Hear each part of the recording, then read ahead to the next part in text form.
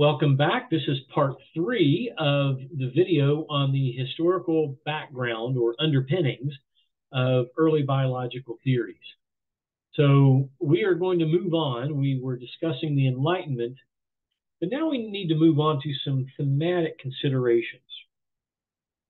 There are two particular themes that I want for us to look at here that I think are important to criminal justice and criminology: race and the issue of equality. Those are two different themes. Now, they go hand in hand, yes. So let's start with the one about race. It's very important for us to understand that in ancient Rome, in the ancient world, slavery was not based on race. I want to remind everyone that Antony had an affair with Cleopatra, the Queen of Egypt. Now, Hollywood, especially early Hollywood, likes to portray Cleopatra as white. She wasn't. She was pure Egyptian. Okay? She was black. There's an image on this slide of a painting from the Middle Ages about that depicts the conversion of the Ethiopian eunuch, which is depicted in the book of Acts in the New Testament. Okay, this is a black person being converted to Christianity and being a part of the early Christian church without regard to race, no consideration of whether it's okay or not.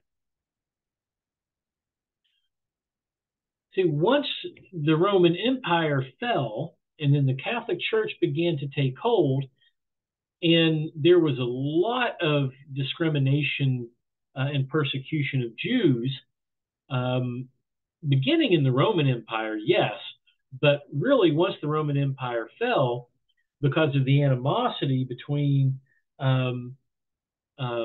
Jews and Roman Christians, a lot of mistreatment of the Jews happened during the Dark Ages. So a lot of anti-Semitism. So I don't want to pretend like racism didn't exist at all, but it's very important to understand that, especially in the ancient world, in ancient Rome, slavery had nothing to do with what race you were. It had to do with whether Rome had conquered you. It had to do with whether you owed money to someone. It had to do with whether you were born into a poorer class. It had to do with a lot of things like that, but race was not one of the considerations. It became a consideration, and then when we got to the Renaissance and the Enlightenment, academic racism took hold. But as prevalent as racism was, there were voices against it. William Wilberforce began lobbying Parliament in 1789, 13 years after the signing of the Declaration of Independence. He began lobbying the British Parliament to outlaw the slave trade in England. And he was finally successful 44 years later on July the 26th, 1833. It took him 44 years, but he finally got slavery abolished in England. 3 days later, he died. Now, by this time in Europe and the Americas, slavery was totally based on race. It was completely based on race. And only folks from the African continent, it seemed like, were enslaved.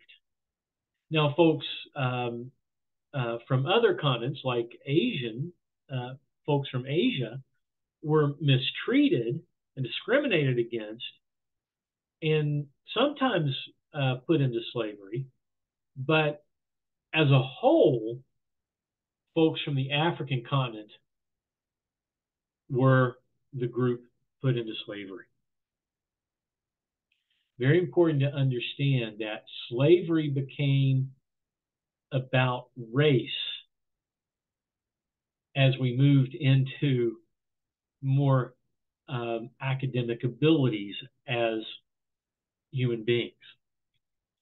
So equality versus commerce and superiority. Now this goes hand in hand with slavery, but because of the rediscovery of Athenian democracy, there became more of a focus on democracy, equality, the rights of the individual. But at the same time, we developed as a culture this belief in racial superiority. And so science started to be enlisted in the service of discrimination. And this is where the biological positivists come in. And this is where Cesare Lombroso comes in. He was a biological positivist. Biological positivism is based on the Enlightenment scientific ideal of discovering the laws of nature. So think of Newton, law of nature, the law of gravity. What goes up must come down. And then I believe it's the second law of thermodynamics related to the law of gravity. Because of gravity, the only way to escape the gravitational pull is to apply an equal but opposite force. Okay? So the equal but opposite force was what helped us get into outer space, just so you know. But anyway, so biological positivism became a reality, and that's where racial superiority happened. So, see, the folks on the African continent, they're not so technologically advanced. White people from the European continent are. We've got a law of nature. White people are superior to black people. I mean, that's where this idea of racial superiority was born. Very important to understand that. And then in walks Charles Darwin with Origin of the Species, and then also Descent of Man. And Charles Darwin might be the father of modern biological evolution, but he is also the father of academic racism. So academic racism is this idea of using science to prove that certain races are superior to others.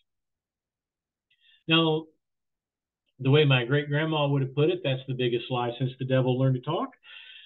But Darwin firmly believed this. So in Descent of Man, in the original text, if you buy a new printing of it today, this passage will be removed. But basically, Darwin says that folks who breed farm animals know you don't breed your best with your worst. Therefore, we shouldn't let people breed that are of different genetic materials. Those who are in college, go to college and get their degrees and are in the upper classes should not be mixing with the lower socioeconomic classes, and especially the races should not be mixing. This reinforced for the U.S. Because by the time Darwin published, slavery was outlawed in England, but it reinforced for the U.S. slavery based on race.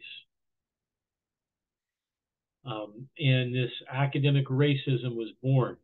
Social Darwinism was born, which we'll talk about in another video. Okay, we're going to talk about Phineas Gage in the next video.